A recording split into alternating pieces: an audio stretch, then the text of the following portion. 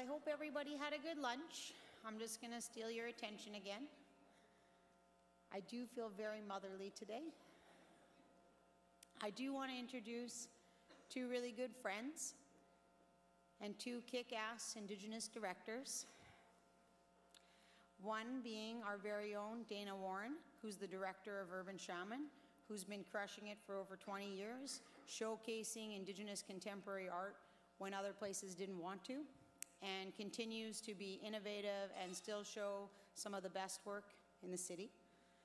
The other is Reuben Friend, and you don't get a better last name than Friend. At first I was like, is that really your last name? Such a good last name. And we met Reuben in Australia, I guess almost 3 years ago. He is one of the few Maori directors in New Zealand at Pataka Art Plus Museum, Museum Plus Art. And so we've been really excited. I'm excited for these two to talk about the collaboration because they are the two that are doing it. So on top of that, we've also had some really great opportunities where some students have been able to come and work with Reuben, and myself included. So without further ado, here is Reuben and Daina.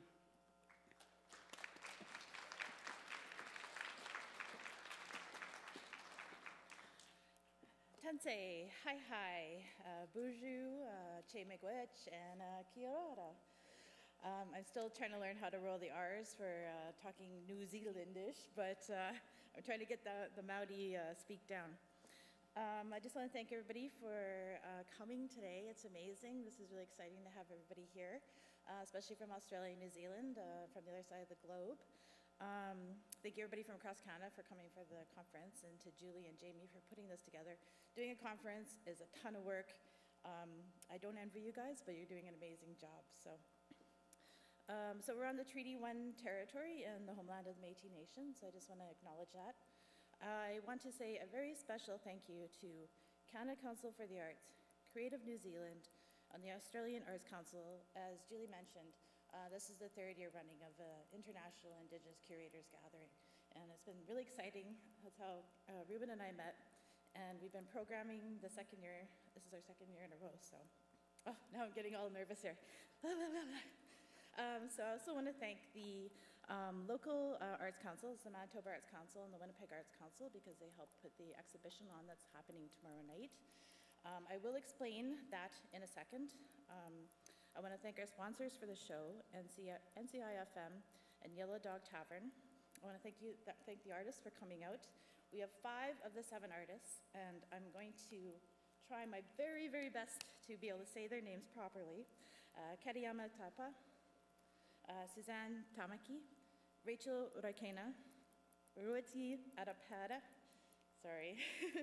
Hannah Rakena, and 2 of the artists that aren't here are Johnson Witehira and, Johnson's here. It's Hannah Rakena that's not here, sorry about that, Johnson. And Rangi Tuhere Hollis. I also want to thank Reuben for the amazing project that he brought us, and Lorene, who has kind of been helping us all week, hanging out with everybody, getting along with my staff, my wonderful staff. I got to thank my staff because they've been working their butts off. So how this all came together was on the first year, Reuben and I met when I think it was a very hungover afternoon for me, and he was like telling me that this is when you really feel like you get really good acknowledgement being a curator, kind of working behind the scenes a lot. He had said he looked at a lot of the programming I'd done, and he was interested in performance art. He liked a lot of the artists that were coming out of Canada and what they were doing. So we decided to do an exhibition for the second gathering, which was last year in Pataka Art Museum, but it's at, I can never say it's Poruria City, which is very close to Wellington, so if you want to locate it. And we titled it If We Never Met, which was actually a brainchild of Kristen Snowberg. I took 13 artists over. Unfortunately, we didn't get the funding to actually bring their bodies over. We just got their art there. But I think it was really well received. His institution is much larger than Urban Shaman, but I think about 26,000 people got to see it over the year, which was really amazing. So for this year, we are doing InDigiNous Aotearoa Virtual Histories, Augmented Futures. That's right. I wrote it down wrong. So it'll be running from December 1st to January 20th at Urban Shaman Gallery. And if you don't know where that is, it's in the Exchange District at 290 McDermott, number 203. And we'll start at 8 p.m. tomorrow. There's going to be performances. I just picked up the booze. There's also going to be like a lot of food. We got some catering going on. And it's also First Fridays. So if anybody hasn't experienced First Fridays yet, there's also special things, openings, studios, other galleries that open on First Fridays of every month. And yeah, it's really fun. It's kind of like larger than the art community. So it's great that the public comes out and checks everything out. So I want to thank you, introduce you to Reuben Friend, who is my friend, and it's very great to have him here. And yeah, I'll let him take it away. Thanks.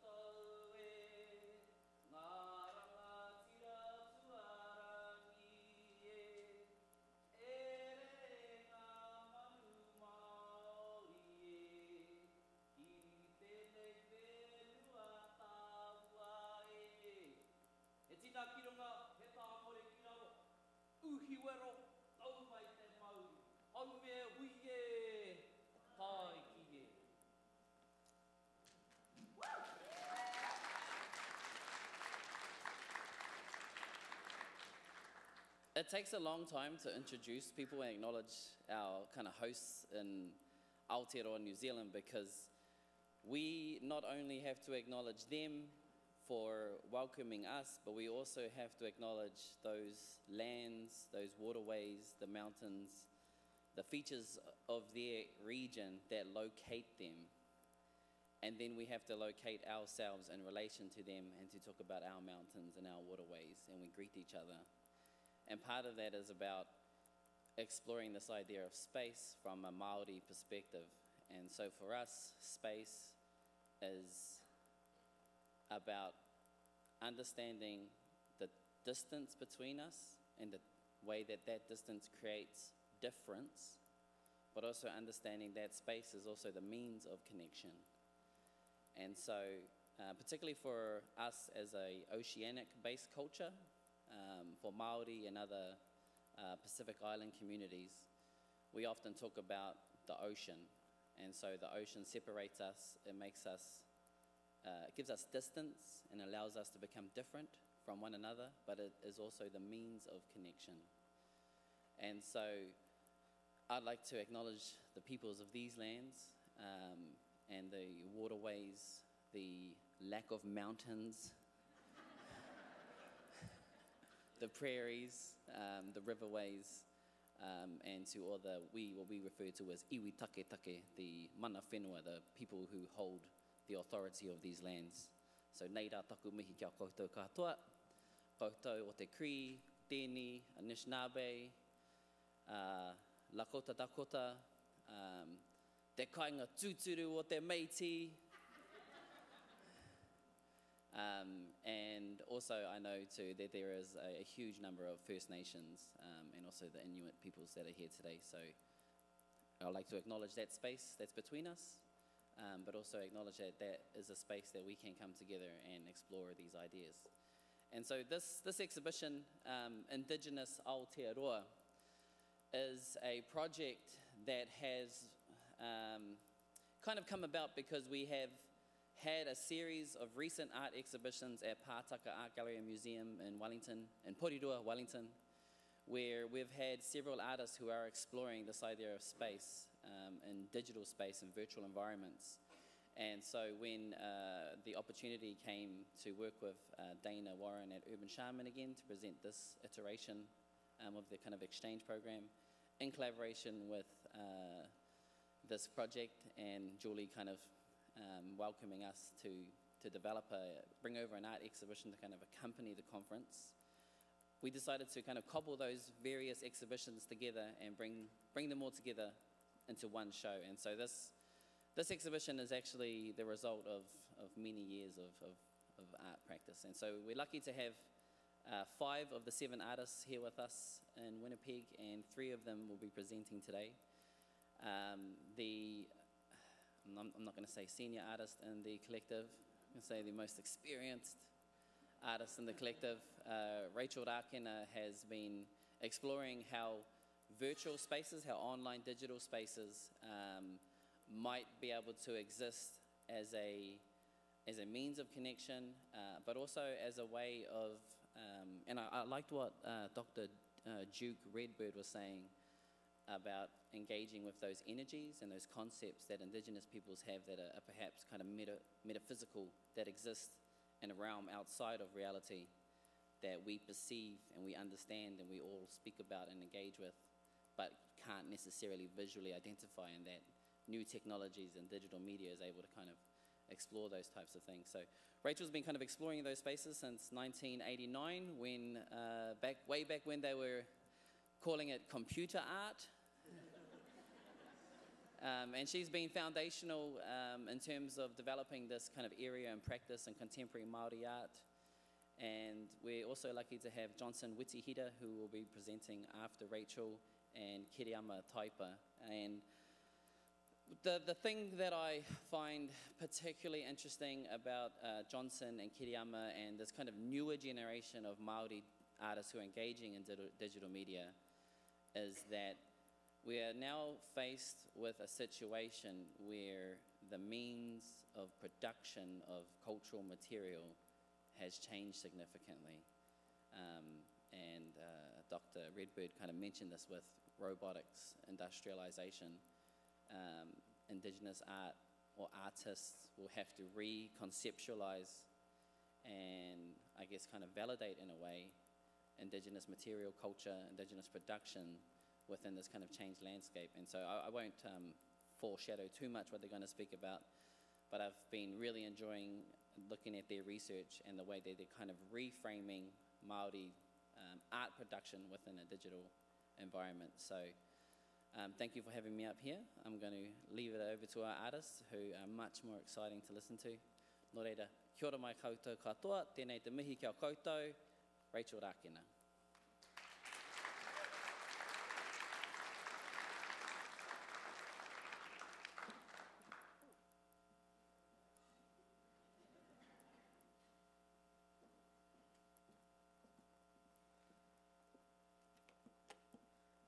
Kia ora koutou, ngā mihi aroha kia koutou, ngā mana whenua o tēnei whenua.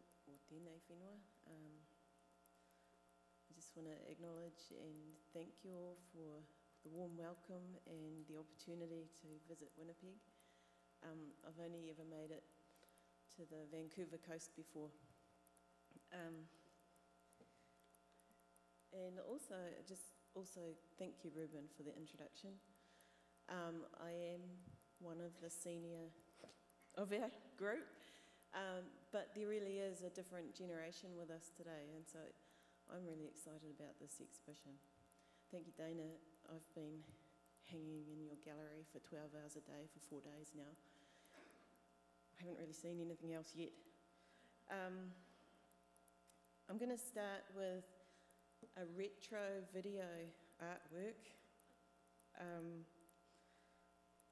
Reuben thought it would be a good way to start. It's from 2003, so it's 15 years old.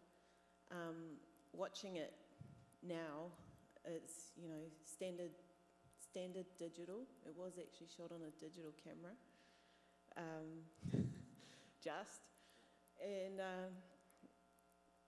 but that means it's quite. It's called Rerehiko. So I'll just give some context before we show it. Rere is to flow, fly, be carried by the wind, sail, rush, flee. Hiko is to move at random or irregular. Lightning, electric.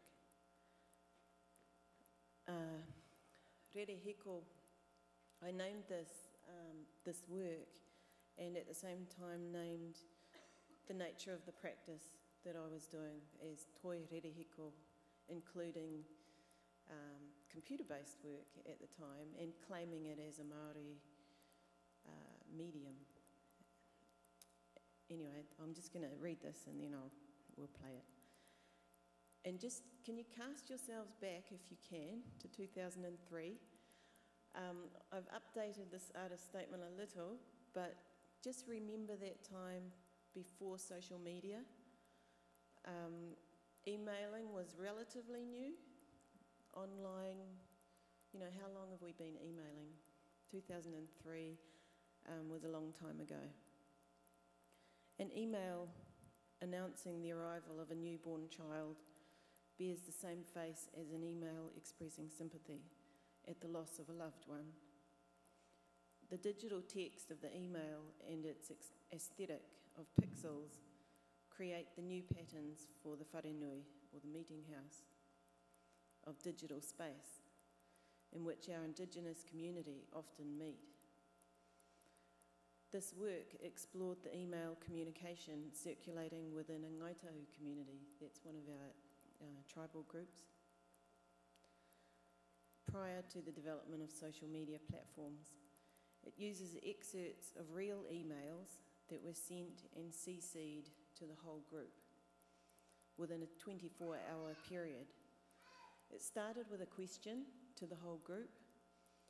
Somebody took offence, it blew up a bit, and then it got resolved, and then the group and the purpose of the group was reaffirmed. The group Kaitahu Whānau Ki Aotearoa is a cultural group that I was a founding member of when I was at university in Dunedin. And we met every week for 12 years. We started off meeting at the university as students, and as we all graduated once, twice, sometimes 3 times, we moved to the art school because I got a job there, so we sort of took over that space after hours.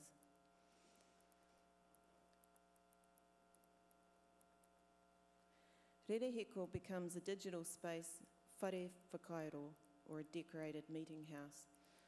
The community float through their own email text, performing narratives that evoke their many collective concerns in the new century.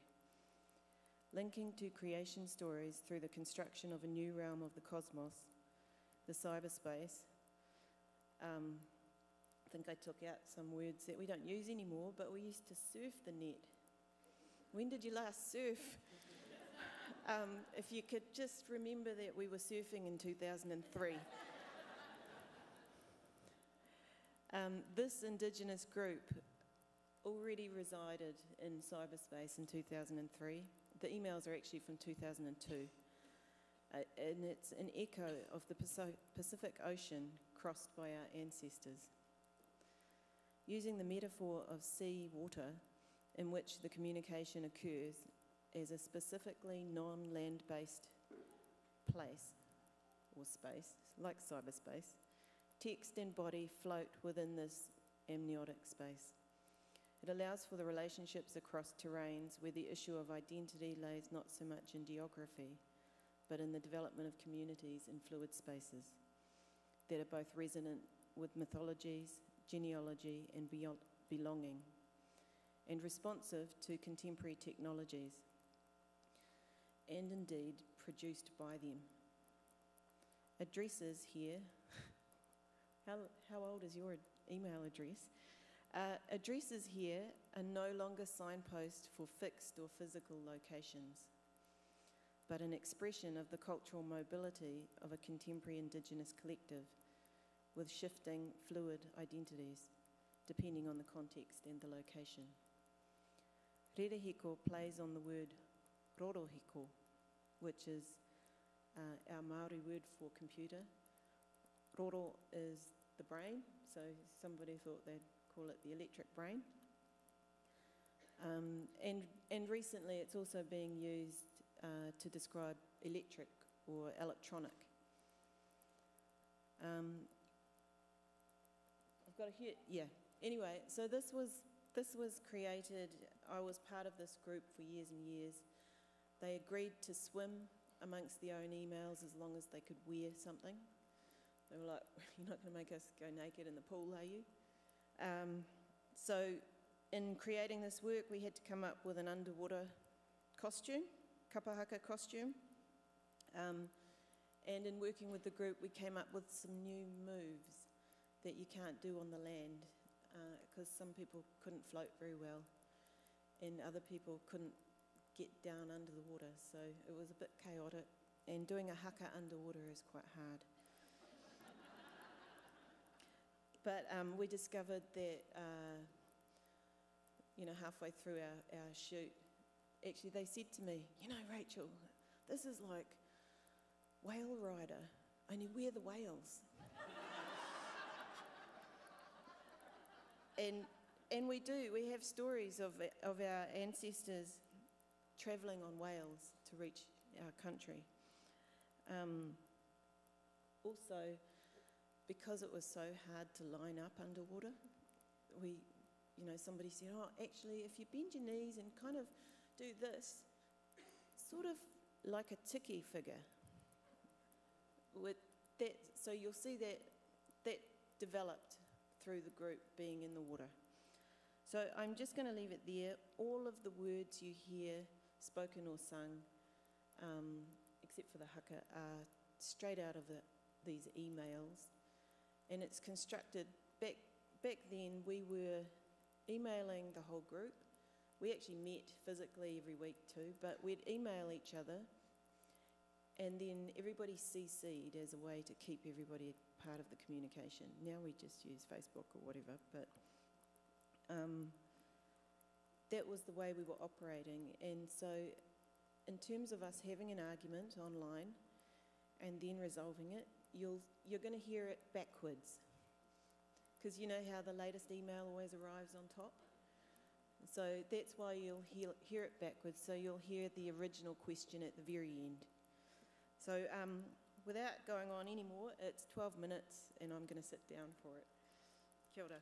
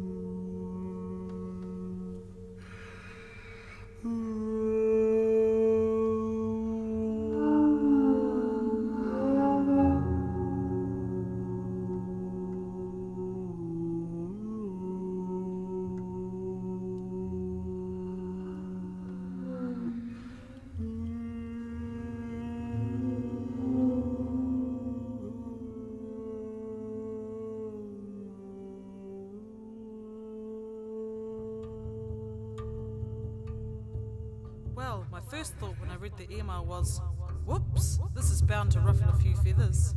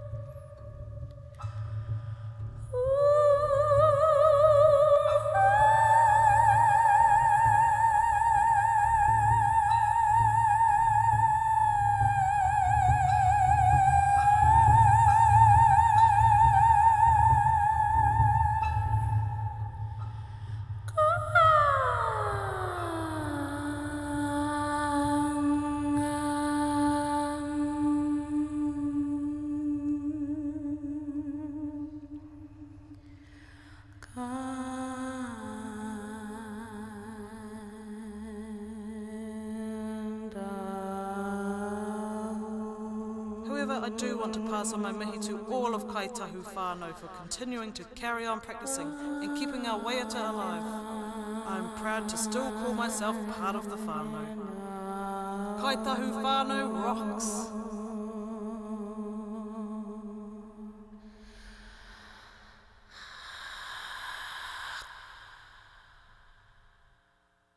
I was getting quite anxious when the emails started to fly back and forth. Email wars are a bit like the gossip in this place. They get out of control pretty quickly.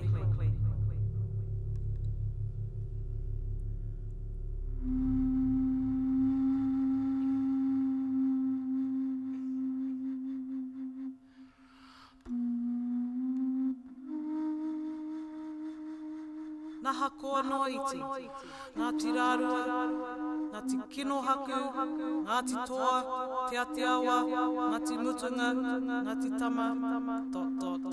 and kaitahu.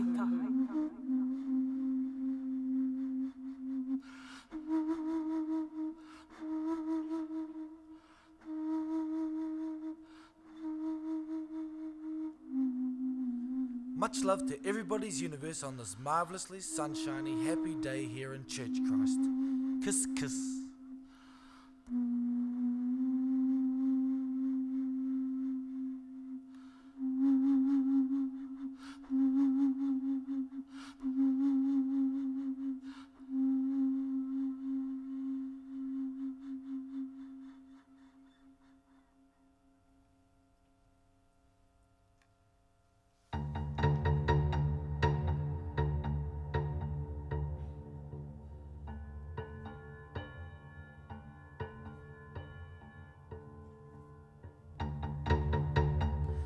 A lot of whakaaro has been put forth, but going back to the original whakaaro, I reckon performing at the hui atau will be a good idea. I'm in for it.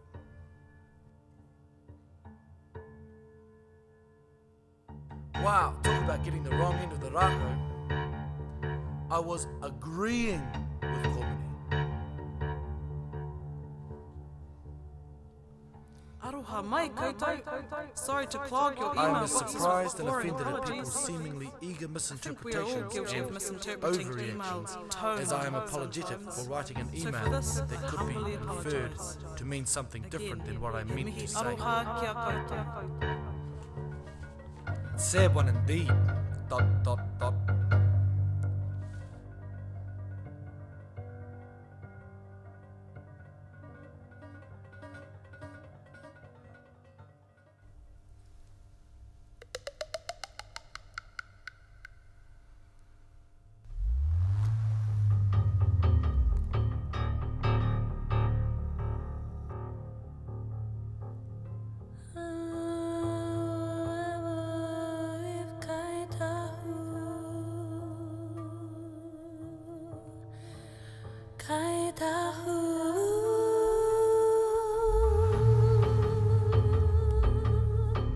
However, if Kaitahu men were reliable enough to turn up, we wouldn't have to depend on our back row of ngāpuhi.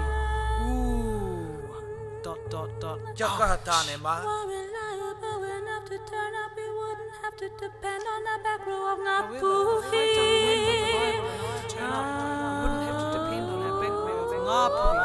How many kaitahu or partners of kaitahu are there in kaitahu whānau anyway?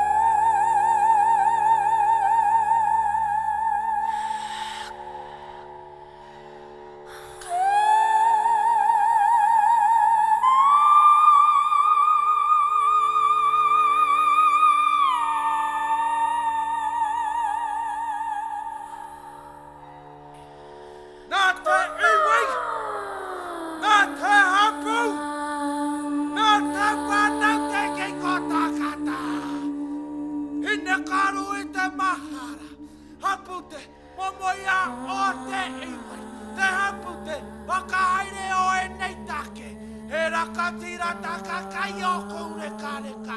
Mo kou wanake ara panuku. Mo te hapute ara paneke. Mo te wakate ara whakamuae.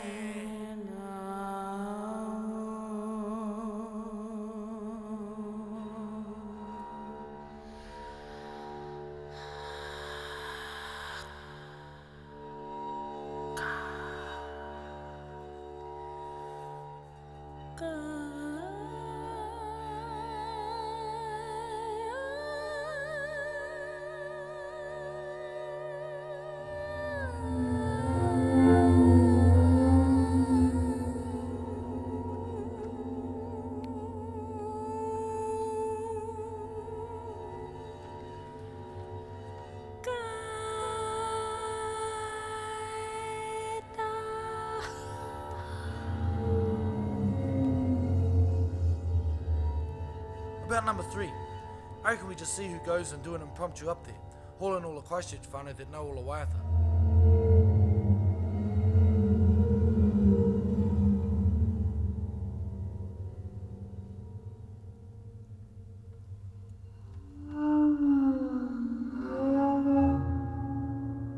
Do we want to do a performance at Hui Aotearoa 2002?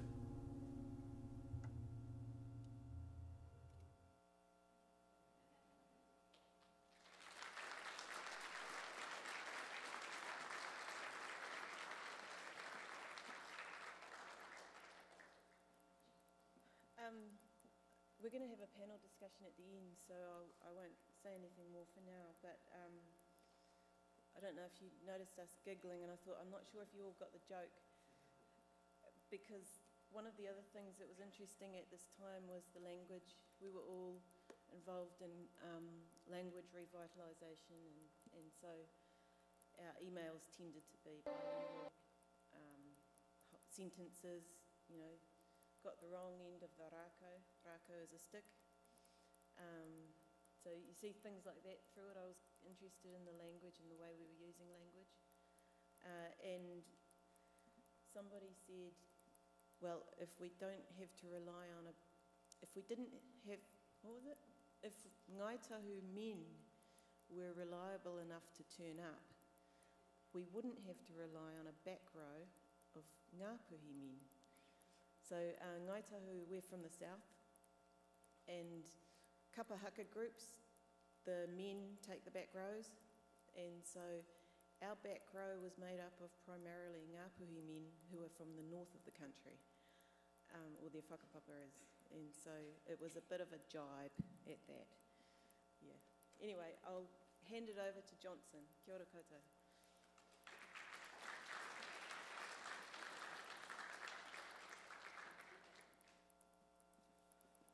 Kia ora koutou, ngā mihi nui kia koutou katoa. I'm Ngāpuhi. On my father's side, ko Ngai Tūtiaru te hapu, that's the sub-tribe, and ki te tātuku māma, no Wanganui ahau, I'm from Wanganui. Ko Tamahaki te iwi, ko Ngāti Hine Kura te hapu. So Tamahaki is the larger tribe on my mother's side.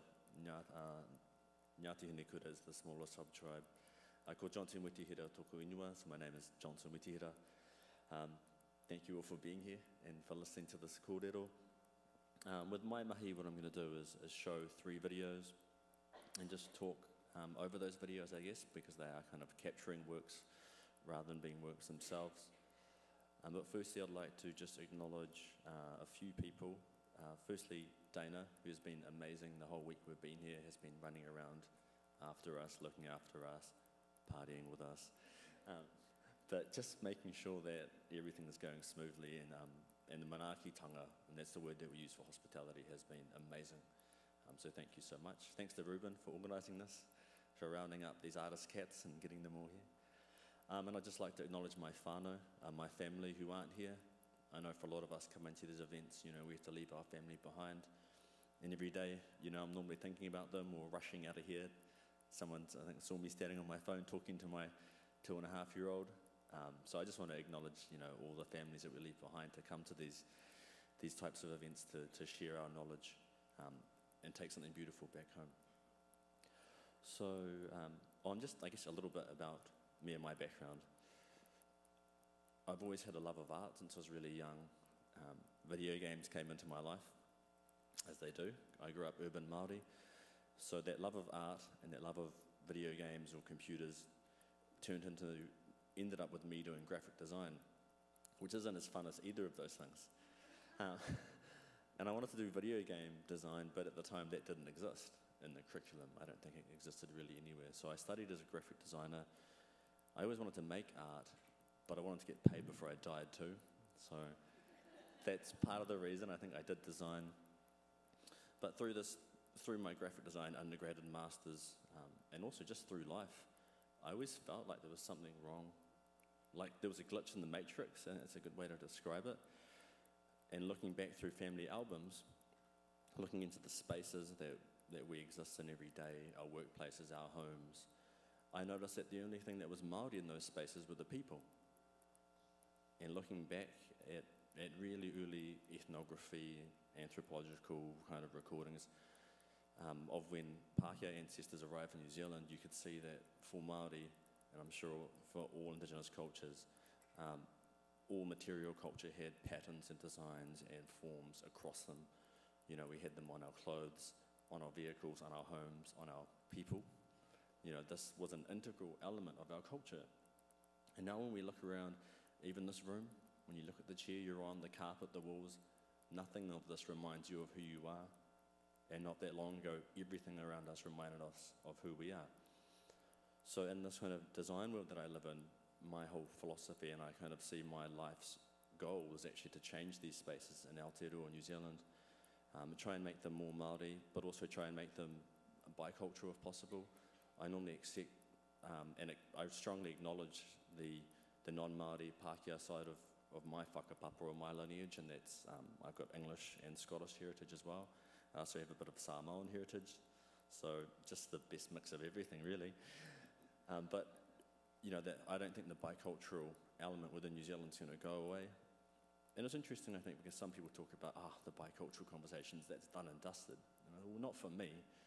You know, people can say that they want to move on, but it's particularly important in New Zealand now in terms of tino rangatiratanga and self-determination, because multiculturalism is a word that's being used a lot now in our country.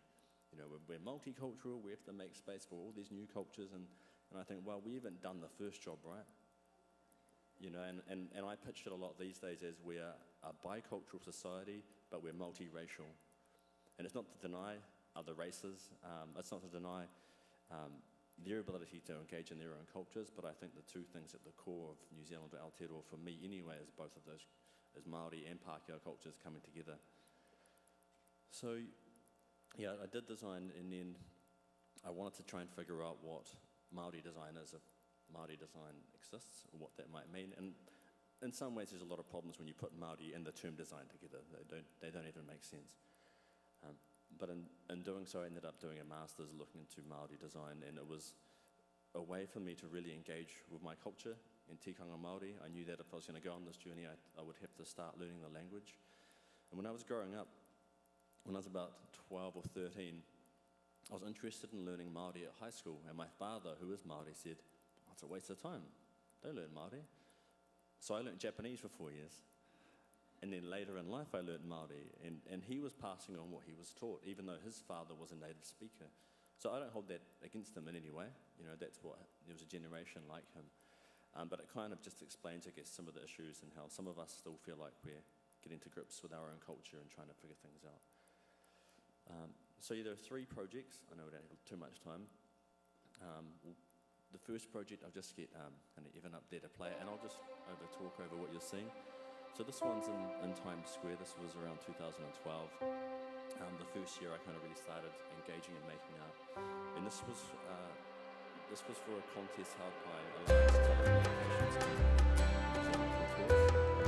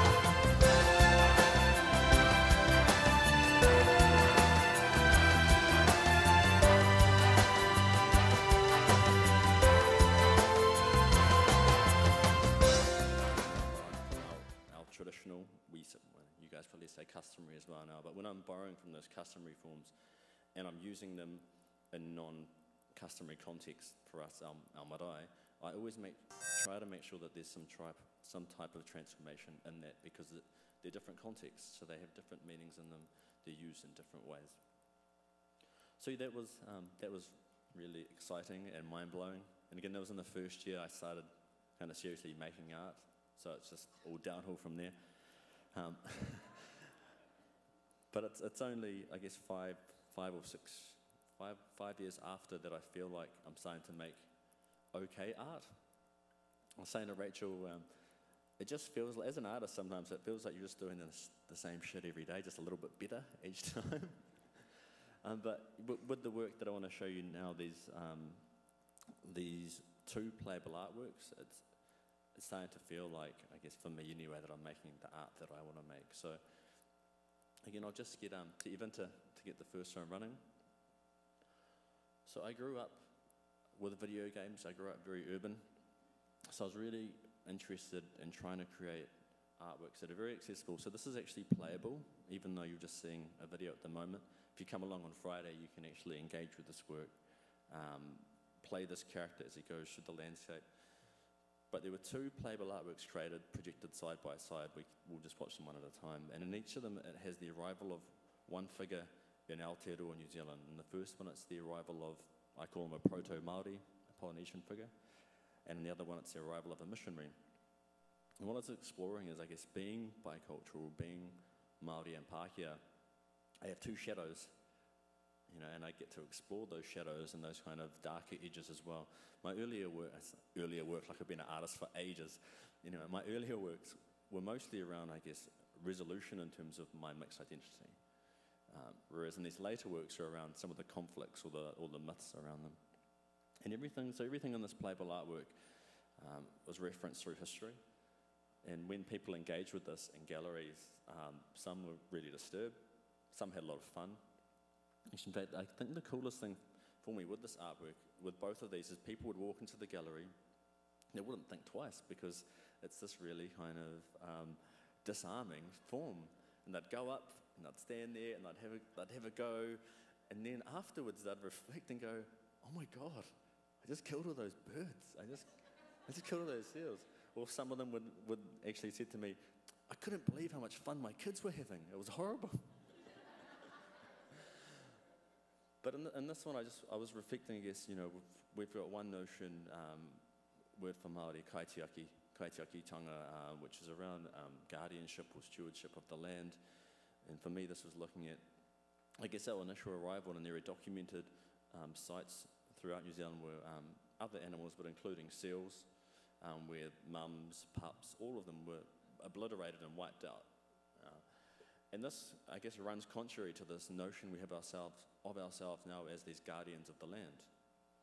And again, I guess this is that kind of, with these 2 artworks, there are 2 of them where I got to explore, I guess, this kind of darker shadow on one side, and you'll see with the other artwork, the other form of that.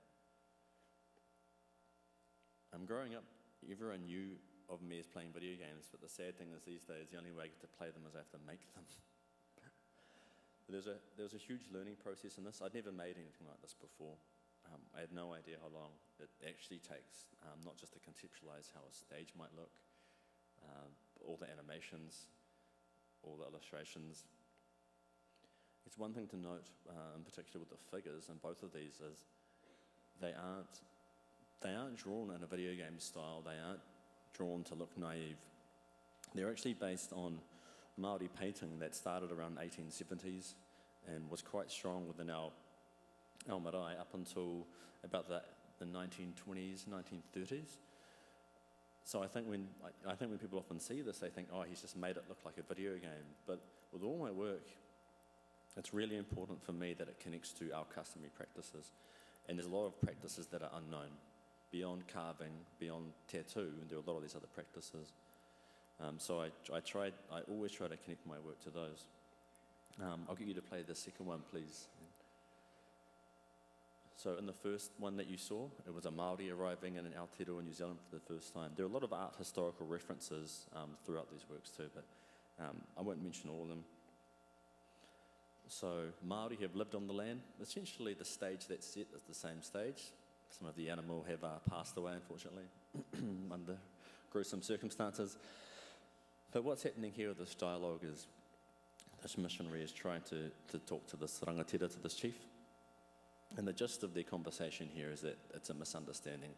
They don't really get each other as it goes through this dialogue. So to the missionary, he says, well, I'm going to have to colonize you. I don't understand you. And as you see, what happens is, as the figures transform, their traditional taonga heitiki around their necks turn into crucifixes, their tāmoko disappears, their clothing changes, they become a little bit lighter. You can play this, and it's fun and weird and awkward when you're assimilating and colonizing your own people.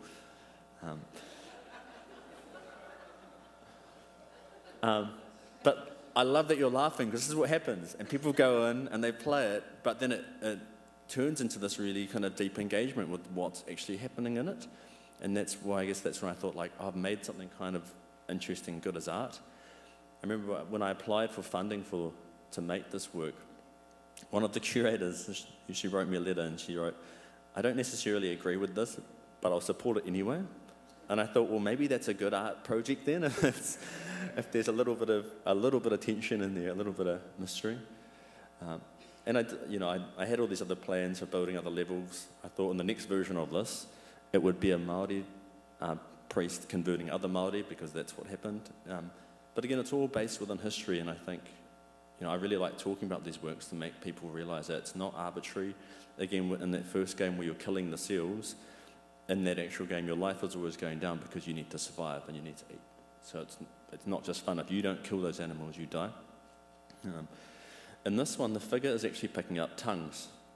And the idea is, in this one, he needs to throw 3 Bibles to colonize them. But the idea was that you pick up enough tongues, and then he has a Māori Bible, and it only takes 1 to colonize the Māori and change that figure. And this is just where this little one ends. Yeah, so those are, yeah. Yeah, so those are my more recent artworks. Come along on Friday night and come and have a play and have a chat and have a beer. Kia ora koutou, thank you.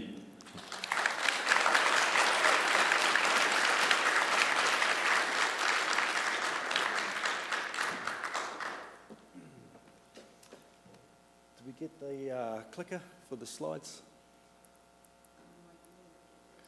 Okay, I'll just cue you. Yeah, kia ora.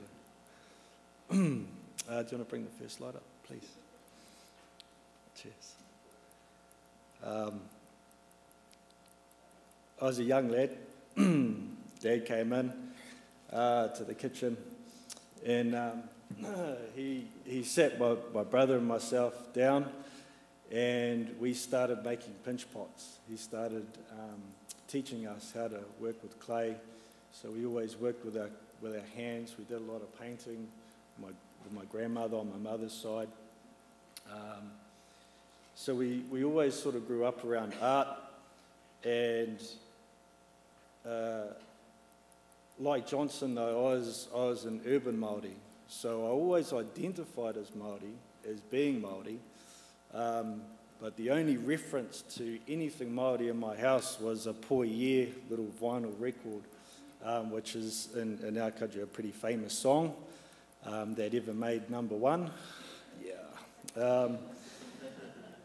But that was the only reference, other than my father, who was obviously Māori, Western mother, English mother. So I always had this disconnection in terms of being Māori, in terms of a cultural aspect, but I always had a strong connection to art.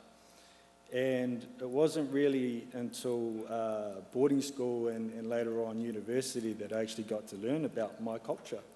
I had to enroll, be a student, and pay money to learn about who I was. And that's the reality for a lot of us. It's just the way it is, I suppose, because of whatever happened. And so for me, one of the most important works that I'm not going to share with you today, because I like to be mysterious. I think Carl might be talking about it, so hopefully he talks about it. But it was a way of sort of coming to terms with that. And, you know, coming away after university and feeling a little bit more empowered and knowing who I am, but still sort of in a really weird and strange place because, you know, if you look at my skin, it's white. Growing up, I had blonde hair, hazel green, sometimes blue eyes, depending on the day. I didn't look Māori either. And going to university, learning about Māori art and being in Māori spaces always actually sort of felt sometimes quite weird, not only because of myself, but because of what was actually being projected from other people. So I always sort of felt, you know, this sort of really weirdness about it. But anyways, I did feel empowered. Actually, can you go back to the last slide? Thank you. So in the digital space, I sort of, you know, there's this sort of like this stereotypical geek in the computer room and whatnot, and disassociating myself with all sort of human life. I'm not that bad. I do talk to people.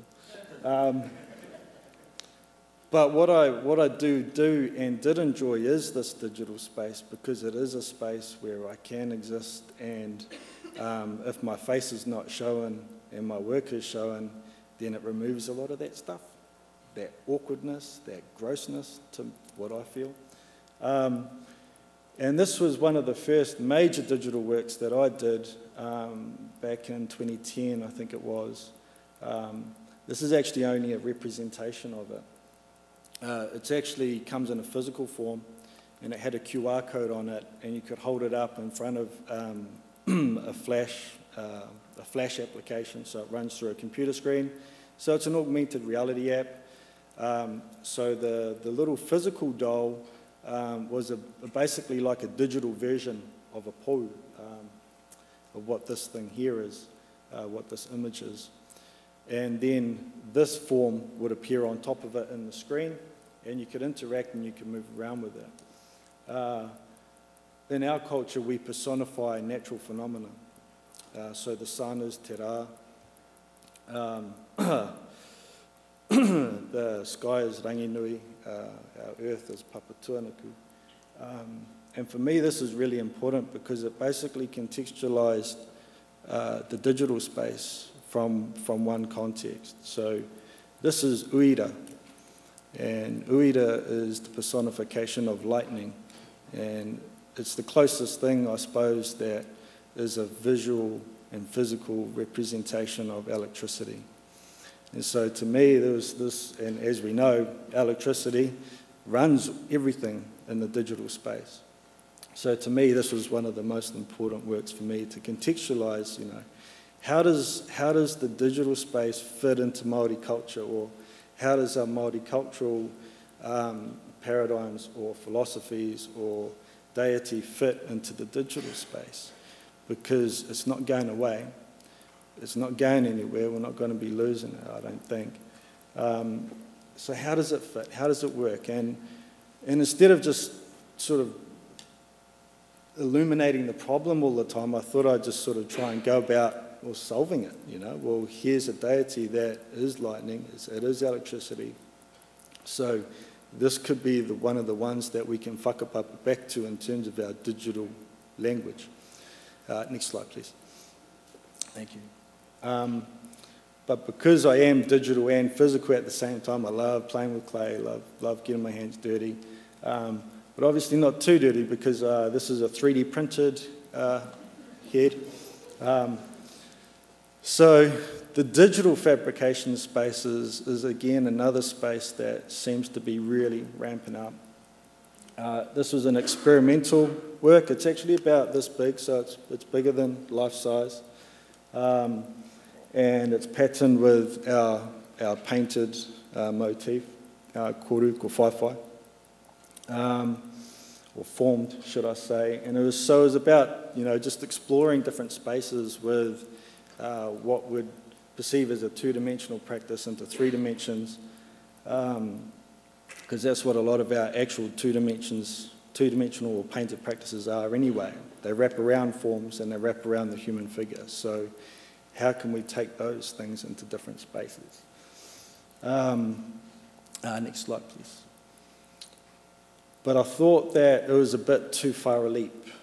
So I sort of wanted to bring it back a little bit more.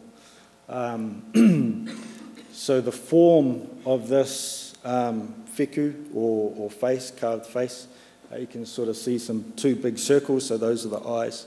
Traditionally, they'll be inlaid with power shell, or what you would call abalone, so there is some similarities in terms of customary practice. We have the nose and sort of like a heart-shaped mouth. So the form is a traditional form, and the top of the head forms a triangle, a peak.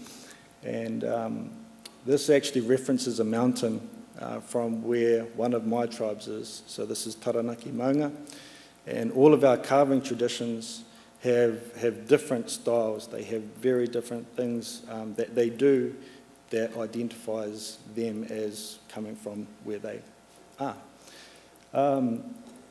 However, me being me and exploring this technology and exploring my environment in terms of the time and the spaces that I live in and the experiences that I've had, very much like my brother here, Johnson. If you cue, next slide. The detailing references Space Invaders and Pac-Man and the times that I lived in. So customarily, there would be very specific notches relating to all sorts of different stories. If this was to be done by hand, it would just be too time-consuming, but we can use these technologies again to basically pull in our own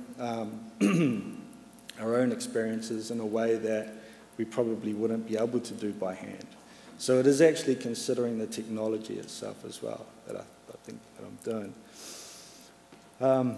Cue, next slide.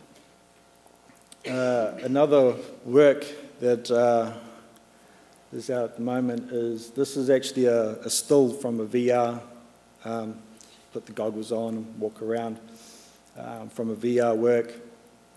And you get to walk around and explore this. This is called Infinite Possibilities, because we are again in another space. And the act of carving is a spiritual, I suppose, practice. And when you're dealing with spiritual and digital, sometimes they just sort of don't really quite fit. But the virtual reality sort of was a good way, I think, to conceptualize that. And so this work here shows the similar faces, those similar whiku. You can see those sort of mounted peaks and the circles for the eyes. And you can see the whole body. And what it basically does is it forms a big archway, which in our culture is Waharo, and it's an entrance way into the whole marae. And once you enter that space, you're in a very vulnerable space, I suppose, depending on. However, what I'm doing with the 3D printed work and the VR work, cue next slide, it's just another view of this space, is essentially a proposal. I'm proposing some ideas that I'm sort of thinking about in terms of relating, these new technologies, these new things that we can put together and develop, and proposing them to people from our culture. Will you accept this or will you not? And so the Waharo is about essentially accepting that or not accepting it. If you don't accept it, then you won't even engage with the VR at all. However, if you do align with my thoughts on how this could align with our cultural philosophy, then you would put them on and you would engage. And if you walk through that gateway, then you are fully engaged and you have fully accepted what I'm basically proposing. And as you can see, there's no patterning. There's only just the lines. So in the slide previous, you saw lots of lines with all of the Pac-Mans in between. And this particular iwi has a pattern called punga were were, and it's a 3 little sort of notches that go within all of those lines. And it actually refers to a spider web. And that kōrero actually relates to Maui, who slowed down our sun to make our days longer. But anyway, if you walk through this gateway and you turn around, there'll be a big spider web there. And so the idea there is essentially you have engaged and I've caught you up in my thoughts and ideas of how this could relate. Cue next slide. Yeah, cool. So this is just another image of the shot, and you can see the 3D printed head in black up there. And again, it's just exploring, different realities, different possibilities. Waharoa always, we're bound by physics, so everything has to be sort of grounded. This actually levitates in the space. And really, it's as I stated, it sort of talks about a spiritual realm where anything's possible. We can do anything. And so in terms of the future, I suppose, really I'm just sort of thinking about, well, if we are going to engage with these technologies and the technologies that we haven't even seen yet, then, instead of, scratching our heads, to me, it's about looking in the past. What did we do back then? We always engaged, we always adapted, and we always made it work. And so to me, it's proposing the same thing, finding the commonalities, making it work. Can you cue next slide? So that's my talk. I don't want to bore you anymore. This isn't for self-promo. It's actually for about, if you want to engage and connect, then feel free. But before I leave, I just want to thank Daina and Reuben for organising all of this. It's been pretty cool. It's a mean-ass show. At Urban Shaman Art Gallery. Make sure you come along. I only showed a teaser of some of the work.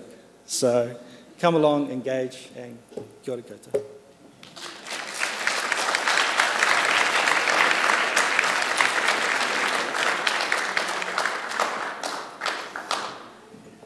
We were going to have a panel, but I'm conscious that we started 15 minutes late, and I might give you a bit of chance to get back onto time to keep us on schedule. So what I'm going to do is a bit of a summary and just kind of pose some of the questions that I had for the artists to kind of everyone in the audience.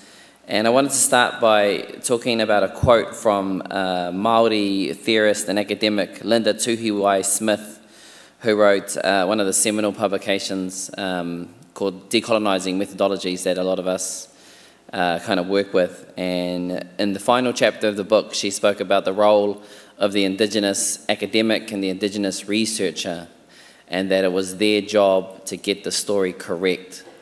But that part of the difficulty was, and probably still is, that finding ways to place Indigenous knowledge and Indigenous ways of being within an academic framework has always been kind of like putting a square into a circle slot.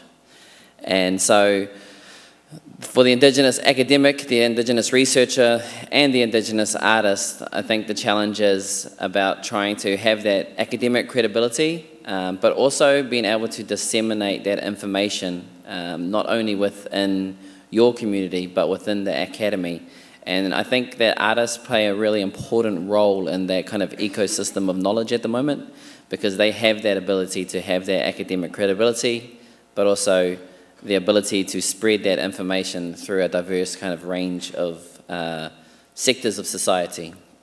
But with that being said, in getting it right, there's some real difficulties with that. And I think Johnson Witehira's work raises some of those issues. And I was particularly interested in First Nations Canadian game developer Elizabeth Lapenze, or Lapenze, I'm not sure if I'm saying the name, Lapenze, who wrote about this kind of lack of kind of online interactive and gaming frameworks that InDigiNous, that kind of was encompassing of Indigenous worldviews. And so there's been various kind of explorations of that.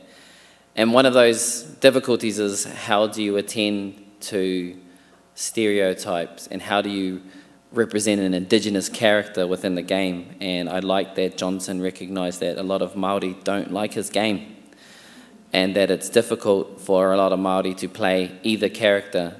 But you were kind of attending to some serious discussions around the role of academic writing, particularly of throwing the Bible, and how that related to the erasure of Indigenous languages, Indigenous ways of being, while kind of poking fun at it at the same time. But it provides that means of making those kinds of things accessible.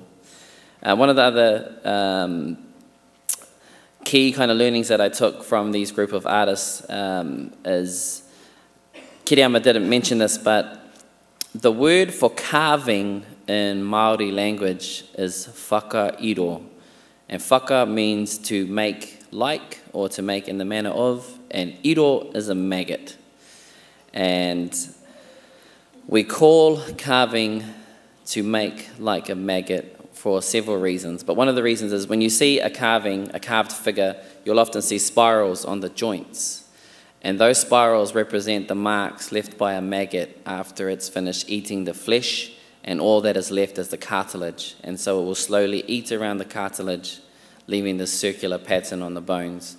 So when you see these ancestral figures represented, the reason they have that is because they're representations of them as tūpāpaku, or people who have passed on. So they're kind of these metaphysical representations of them.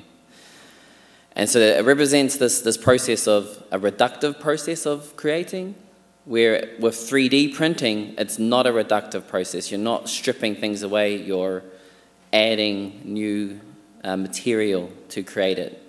And so he has come up with this philosophical principle that he calls whakapi, meaning to make in the likeness of a bee, where you're essentially copying a bee which takes kind of wax secretions from its abdomen and kind of 3D prints these kind of houses. And so I really like that we are at a period now where we're starting to see our own worldviews and our own philosophies, some of those square pegs, forcing new holes and new ways of thinking about how we might engage with those kind of industries. And the last kind of the question that I was going to put to Rachael was around how her work has kind of developed over the last 10 years, because this particular work is a work which has been shown and has developed and has been kind of an ongoing project for the last almost 15 years or so.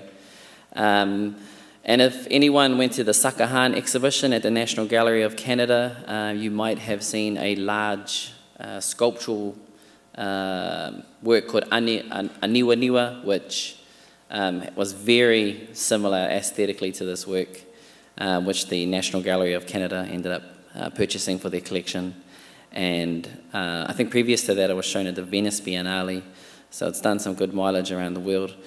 But I really like that Rachael has kind of continued to continue exploring virtual spaces, digital spaces, how we might be able to engage with it. And so part of the reason why we started with that one is probably because that's one of the earliest works to kind of explore that. So I might just end it there and allow us to actually finish 3 minutes over time. Thank you, Winnipeg Art Gallery, everybody. Nei rā te mihi kia koutou katoa. Thank you, everyone.